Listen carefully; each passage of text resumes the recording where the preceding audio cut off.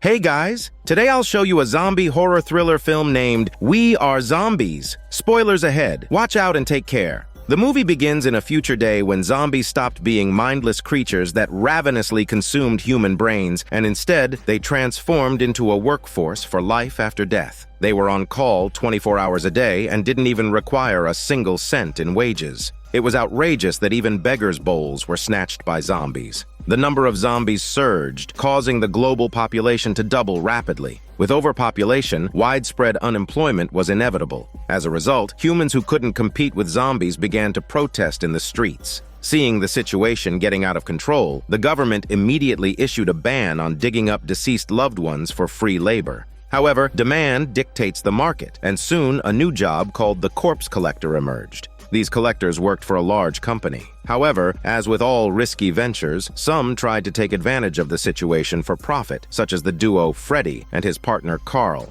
They were freelance workers who would catch zombies and sell them on the black market. Their actions didn't go unnoticed, and the company found out what they were up to. 2 formal employees of the company were affected since the zombies Freddy and Carl had stolen mostly came from their assigned regions. They were likely facing fines and salary reductions. One morning, Carl was preparing for an intimate but smelly live stream with a female zombie streamer when Freddy, wearing a mask, suddenly barged in and threw him and his smelly sausage onto the bed. Realizing he'd interrupted Carl's plans, Freddy gave him 3 minutes to recover. He then went to the room of Maggie, Carl's adopted sister and a hacker. Whenever a corpse collection order appeared online, she would hack the system to obtain the address, allowing Freddy and Carl to pose as the company's official employees and intercept clients before the real collectors could arrive. Their small operations went smoothly until one day they stumbled upon a big order. Following the address, Freddy and Carl arrived at an abandoned factory, but instead of meeting the seller, they were ambushed by 2 large men wearing hoods who turned out to be the company's 2 employees.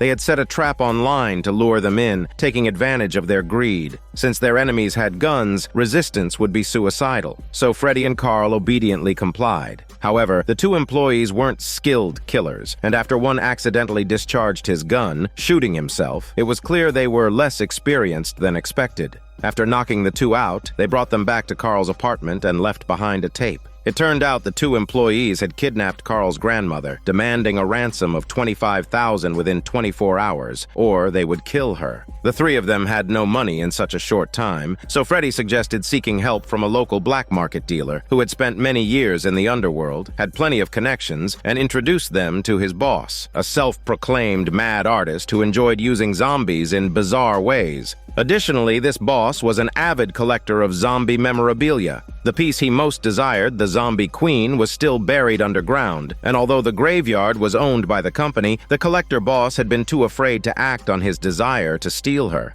The collector boss assigned the trio the task of exhuming the zombie queen. If they succeeded, they would receive $50,000. Although dangerous, they decided to take the risk in order to save Carl's grandmother. To be safe, they went to the cemetery at night. Maggie stayed in the car to monitor the company's security system, while Freddy and Carl searched for the zombie queen's grave. As soon as they opened the coffin, they were stunned to find a mummified corpse instead of the beautiful, alluring zombie queen. Taking this back would earn them nothing. Not willing to give up, Carl tried to revive the zombie queen, but suddenly they heard gunshots. The company's people had arrived. With no choice, they had to retreat. On the other side, the employee had been shot and turned into a zombie. He could still speak and think somewhat clearly. When he called to demand the ransom, his colleague accidentally shot and killed the grandmother. Maggie, on the phone, overheard the gunshots and insisted on speaking to the elderly woman. Fortunately, the grandmother had recovered quickly enough that the trio didn't notice anything strange, but time was running out.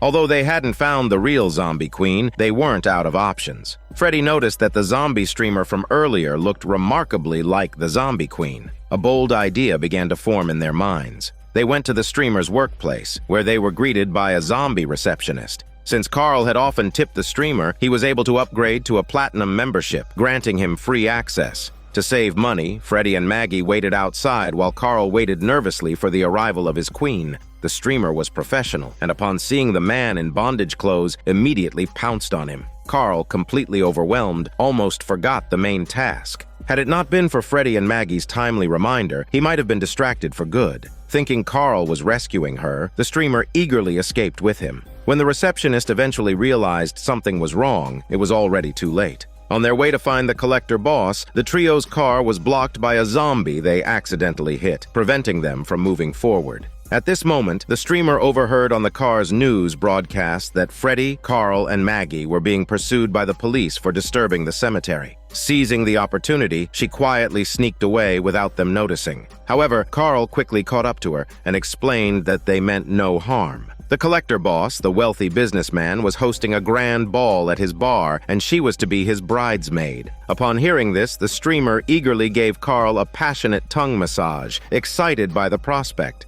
After dispatching the zombies, the trio hurried on their way. Meanwhile, the ball was in full swing, with even Sister Teresa, who had died in 1997, crawling out of her grave to join the dance. The music was lively, and the party had officially begun. The first to take the stage was a creature with 6 arms and 4 legs, resembling the Hindu god of destruction, Kali. The trio wasn't in the mood to dance and instead headed straight to the collector boss's office. The collector boss, pleased with the woman in front of him, didn't even realize she was an imposter. Not long after, things went wrong at the party. Zombie Kali started dancing frantically in a TikTok style, suddenly reverting to its original mindless zombie state. Chaos erupted, and before many could react, several people were bitten. Sister Teresa and other zombies joined in the hunt. The dance floor quickly turned into a blood-soaked hell. In the office, the trio remained oblivious to the chaos outside. When the collector boss asked the black market dealer for the payment, Carl suddenly called a halt. The streamer's words had broken his heart.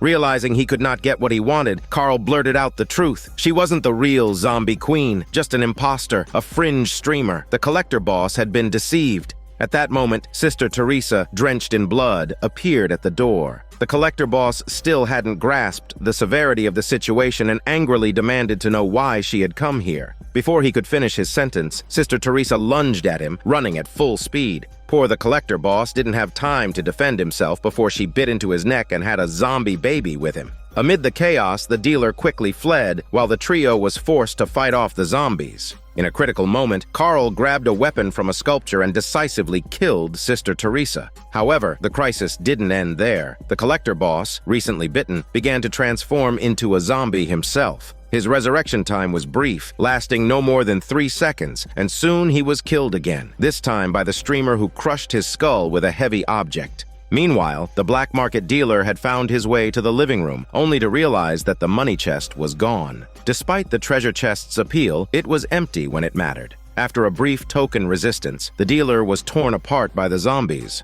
Now, the question remained. Why had the zombies, usually stable and emotionless, turned so bloodthirsty and violent? It seemed to be linked to the company. Under the president's leadership, everything had been peaceful, but his obsession with emotional swings led him to become a zombie after being strangled by a bowl. After a radical vice president took over, he developed a toxic gas that, when inhaled by zombies, turned them into bloodthirsty creatures. His plan was to turn zombies into public enemies and then profit off the massive cleanup operations. At the collector boss's bar, only Freddy, Carl, and Maggie remained alive. While the streamer was off retrieving the money chest, the trio realized that zombies wouldn't attack others of their kind. The streamer, after getting the money, didn't turn it over. Instead, she gave them an international gesture of farewell and left with a flourish. The living room was filled with zombies, and rather than waiting for death, the trio decided to fight their way out. But things didn't go as planned. First, Maggie and Freddy faltered, leaving the daunting task of slaying zombies to Carl. He managed to take down several minor zombies, but when Zombie Kali attacked from behind, his chances were slim. Fortunately, Carl spotted a cutting machine, activated it, and successfully split the zombie's body in half.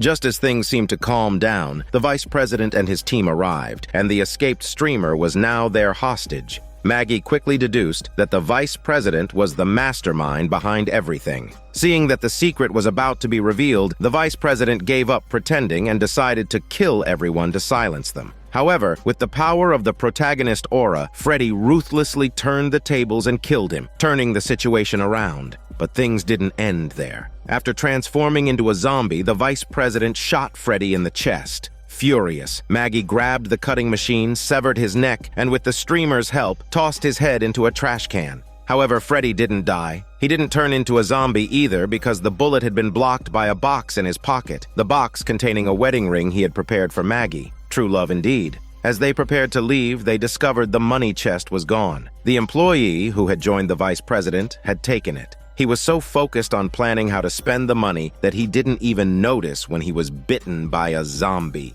When he tried to tell his colleague about his good news, he got distracted and was bitten on the butt by a zombie head hanging on the wall. In the end, Freddy, Carl, and Maggie managed to escape, and the zombie grandmother returned to Carl's side. However, just 2 weeks later, the outside world had turned into a nightmarish apocalypse. Everywhere you looked, there were zombies eating human brains. Now, humanity no longer had to worry about losing their jobs to zombies because there were no jobs left. Surviving the apocalypse was the ultimate victory. Now a zombie, the employee wandered aimlessly with a box of money in his hand, but he would never get to spend it. It seemed zombies didn't have the drive to attack, but they still competed with humans for their jobs. This is Daniel CC Movie Channel. Stay safe and enjoy your day.